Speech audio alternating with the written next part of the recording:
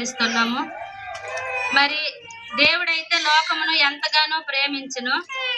దేవుడు లోకాన్ని ఎందుకు ప్రేమించాడంటే మనమందరం కూడా ఆయన ప్రజలము, ఆయన పిల్లలము కనుక ఆయన మనల్ని ఎంతగానో ప్రేమించి మనము చేసిన పాపము నిమిత్తము, మన నోటితో చేసిన పాపమును, మన కాలు చేతులతో చేసిన పాపమును, మన ఆలోచన అంతటి కూడా పాపము.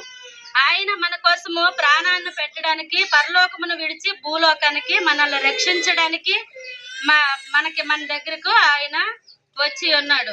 ప్రతి ఒక్కరము కూడా ఈ యొక్క సత్య సువార్త విని ప్రతి ఒక్కరము కూడా రక్షింపబడాలని ఆ ఆశ. ఎవరు కూడా నశించిపోవుట దేవునికి ఇష్టం లేదు.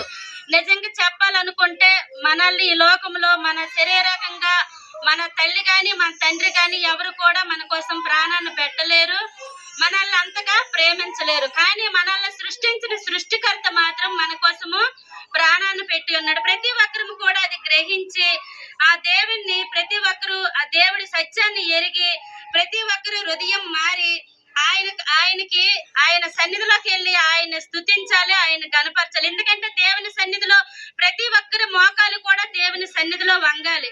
కానీ దేవుడు చెప్పుతున్నది ఏంటంటే ఆయన మన కోసము వచ్చి ఉన్నాడు కనుక అది ప్రతి ఒక్కరిని గ్రహించి దేవుని సన్నిధిలో స్తుతించిన వారుగా ఉండాలని ప్రభు పేరట